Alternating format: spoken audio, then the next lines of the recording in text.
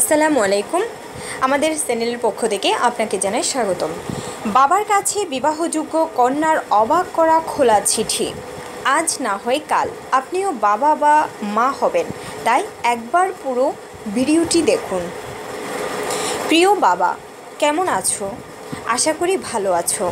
তুমি ভালো করে জানো তোমার মেয়ে নাবালিকা থেকে সাবালিকা হয়েছে। যদিও তুমি অনেক কাছে আছো, তবুও কিছু কথা তোমাকে কিছুতেই মুখে বলতে পারছি না। কিছুটা সামাজিক আচারের প্রতি নিষ্ঠা, আবার কিছুটা জড়তা এবং তোমার উত্তপ্ত চাহনি বিনিময়ের ভয়েই লেখার আশ্রয় নিচ্ছি।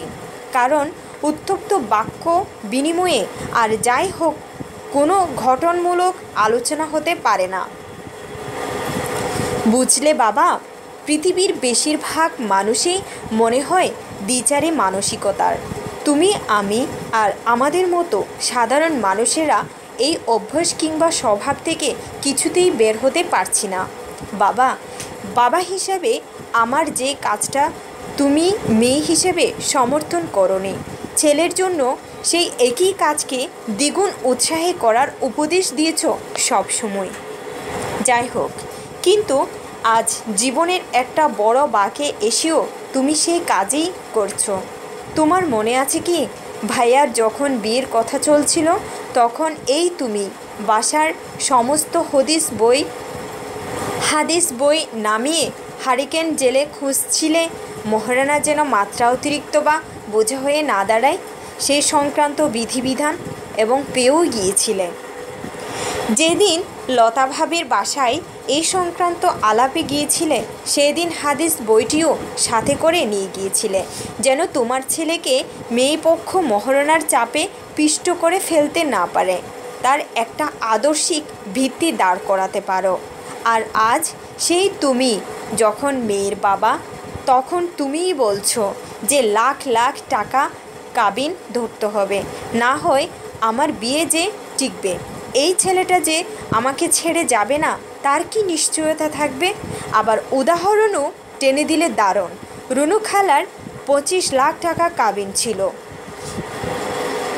তাই ডিভোর্সের সময় বর বাধ্য হয়ে তা পরিশোধ করেছিল। শমী কায়সারের কথা বললেও তুমি ভুলোনি। আচ্ছা বাবা, যে ছেলের ওপর তোমার এতটুকু আস্থা নেই, যেই সে তোমার মেয়েকে ভালো রাখবে, যার চরিত্রের উপর তোমার এতটুকু বিশ্বাস নেই যে সে অন্য কোনো মেয়ের দিকে চোখ তুলে তাকাবে না, তার কাছে তোমার আদরের কন্যাকে সমর্পণের চিন্তাই বা কী করে করো? আর হাদিসেই তো আছে যে সৎ যুবক পেলে তার প্রস্তাব ফিরিয়ে দিও না।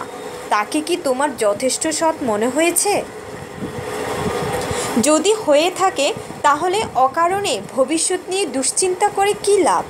ভাগ্য বলতেও একটা কথা আছে, যদি ভাগ্য খারাপ হয় কোটি টাকা কাবিন করেও তুমি আমার সংসার টিকাতে পারবে না। আর গড়ার আগেই ভাঙার কথা যখন ভাবছো, তখন আসলেই এই সম্পর্কের ভিত্তির মজবুতি নিয়ে সংশয় দেখা দিচ্ছে।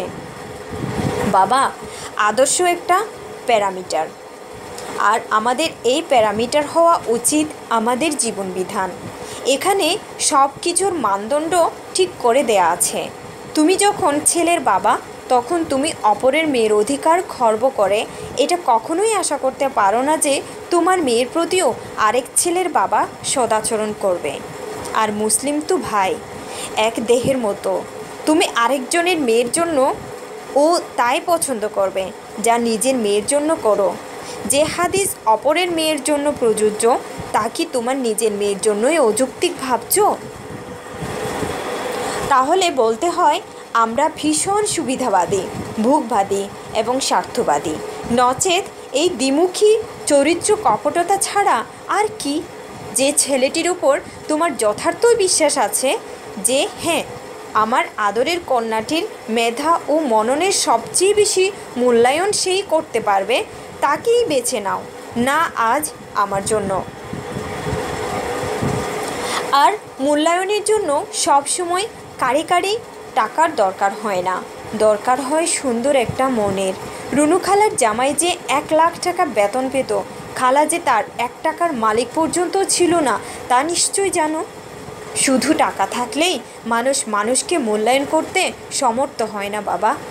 মানুষকে সম্মান করতে হলে চাই একটা সুন্দর মন। ভাবছ এখন থেকে হবু স্বামীর স্বার্থ দেখা শুরু করেছি, বলবে আমি এখনই পর হয়ে গেছি। এটা জানো কি যে মানুষটা আমাকে ভালোবাসবে না, আবার অতিরিক্ত মহারণার ভয়ে তালাকও দিতে পারবে না, দিনের পর দিন অত্যাচার করবে, তার সাথে সামান্য টাকার জন্য আমি চার দেয়াল আঁকড়ে পড়ে থাকি, এই কি চাও? তবে তাই বলে ভেবো না নিজের সম্মান আর প্রাপ্যটুকু আমি বুঝে নিব না। তবে সেটাই অবশ্যই আমাদের আদর্শের প্যারামিটার অনুযায়ী ঠিক করতে হবে। জীবন বিধানের কিছু অংশ মেনে কিছু অংশকে অগ্রাহ্য করে, আর যাই হোক একটা পবিত্র জীবন শুরু করার কথা আমি ভাবতেও পারছি না। আর 20 লাখ 10 লাখ ধরে বাকির খাতায় শূন্য আঁকার ইচ্ছাটাও তোমার মেয়ে নেই। আমরা যেন কপটতা থেকে বের হয়ে শুদ্ধ মানুষ হতে পারি। আজ রাখছি। ইতি তোমার আদরের দুলালি। দর্শক, নিত্য নতুন রকমারি খবর জানতে আমাদের এই চ্যানেলটিতে সাবস্ক্রাইব করে আমাদের সাথেই থাকুন। ধন্যবাদ।